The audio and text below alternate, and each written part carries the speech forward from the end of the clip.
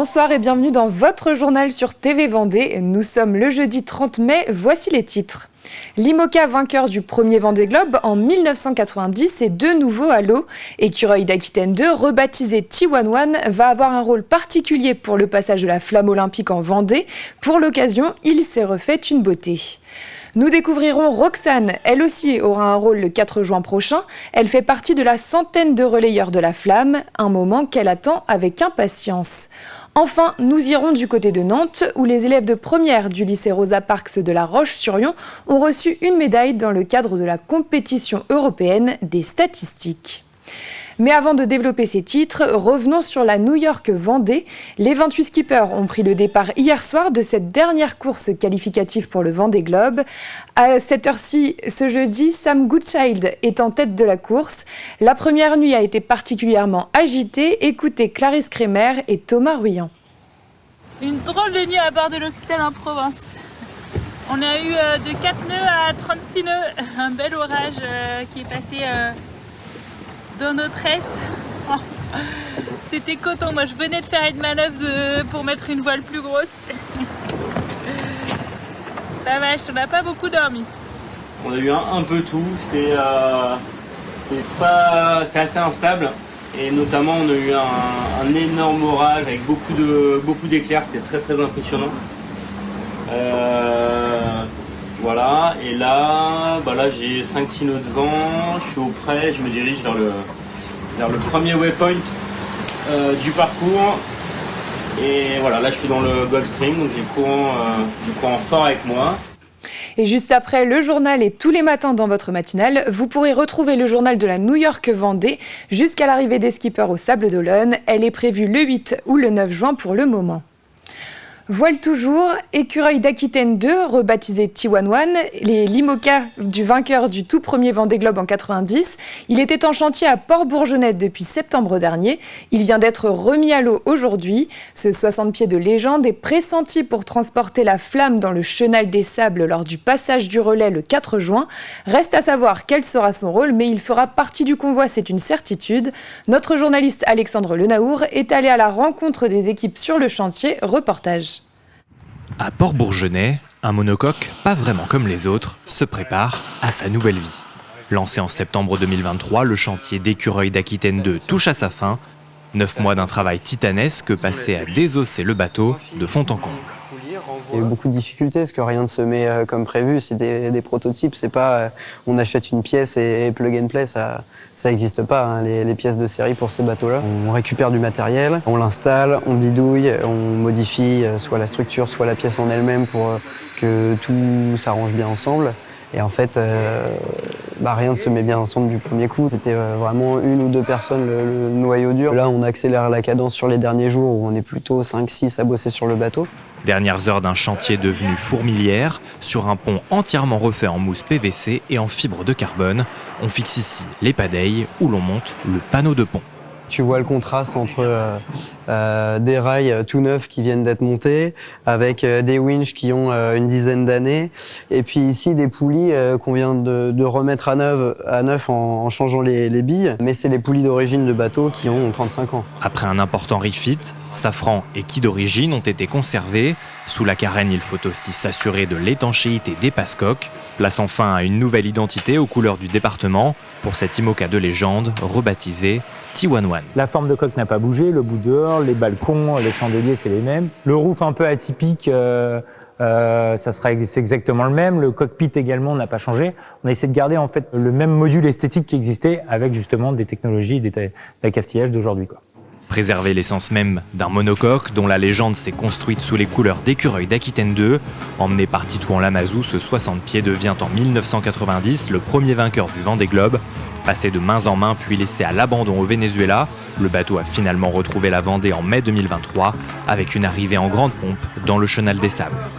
Un chenal que T11 empruntera le 4 juin prochain pour accompagner le cortège de la flamme olympique lors de son arrivée au Sables d'Olonne.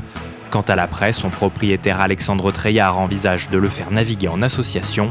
Pas exclu non plus de voir le mythique IMOCA ouvrir le Chenal des Sables le 10 novembre à l'occasion du départ du prochain Vendée Globe. Et T11 sera donc présent le 4 juin pour le passage de la flamme olympique en Vendée, une journée très attendue dans le département. Et ce soir, nous vous présentons Roxane. Elle sera l'une des porteuses de cette flamme à La Roche-sur-Yon. La jeune femme de 31 ans est atteinte d'une maladie génétique orpheline entraînant un handicap psychomoteur.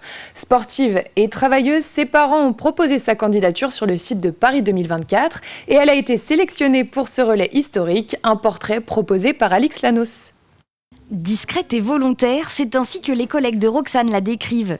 À l'ESAT, où elle travaille depuis 10 ans, une structure qui propose aux personnes en situation de handicap une activité professionnelle, tout le monde a été ravi d'apprendre qu'elle faisait partie des heureux élus porteurs de la flamme olympique. On lui dit félicitations et on est content pour elle parce que moi je l'ai jamais fait donc j'aurais bien aimé le faire. Je serais très contente pour elle. C'est une belle copine, vraiment une collègue. Atteinte d'une maladie génétique orpheline, Roxane se bat depuis qu'elle est née et repousse toujours ses limites. Mais porter la flamme, elle n'en revient toujours pas. Heureuse, oui. Ça m'a touchée. J'étais très surprise.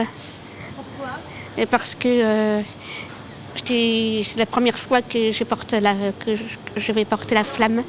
Ah oui, je suis fière. Je suis fière de moi. Et il y a de quoi. Cette pratiquante de tir à l'arc adapté n'abandonne jamais. Et pour ce moment inoubliable, la jeune femme de 31 ans se prépare. Elle parcourra les 200 mètres du relais à La Roche-sur-Yon sans sa canne. Pour ça, elle s'entraîne, flambeau à la main, sous le regard de ses parents. C'est sa maman qui avait proposé sa candidature sur le site de Paris 2024. Et forcément, pour elle, l'émotion est grande. Ah ben moi, c'est... à la lecture du mail, voilà. Ouais, un peu d'émotion quand même, hein. Pas mal d'émotion. Parce que on savait que ça représentait beaucoup pour Roxane, pour tout le monde.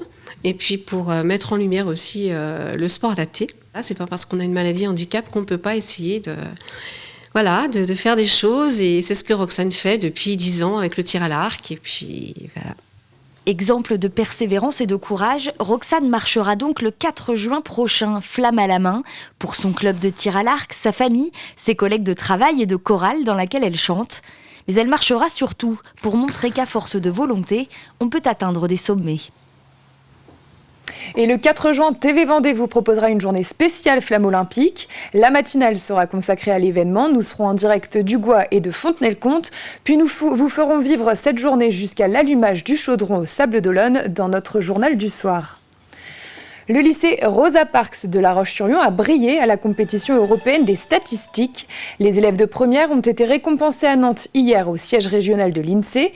L'étude des statistiques est en option pour ces jeunes dans le cadre de leurs cours de sciences économiques et sociales. Cette compétition permet de juger leur compréhension, de savoir où trouver les données et d'interpréter un document, des médailles bien méritées. Moi, je suis très fière d'elles. Je trouve que vraiment, c'est la récompense du travail qu'elles ont engagé, qu'elles ont fourni, qui était vraiment très importante. Je suis fière d'être médaillée. Même si c'était pas le but premier d'être médaillée, la récompense c'est une chose, mais comprendre c'est mieux. Je trouve que c'est une bonne expérience et on a passé beaucoup de temps, il faut beaucoup d'investissement personnel. Une bonne statistique, c'est pouvoir répondre à tout type de calcul avec une réponse argumentée.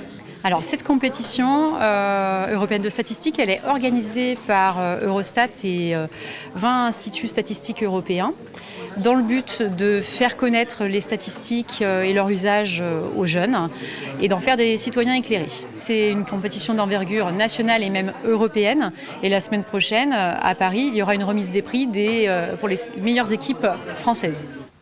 Le camping-car Club Fleurette Florium fête ses 25 ans. Il regroupe des camping-caristes de toute la France et pour souffler ses bougies, ses membres ont choisi Rive d'Autise, un territoire qui veut développer ce type de tourisme avec un investissement de 380 000 € dans l'aménagement de 4 nouvelles aires d'accueil.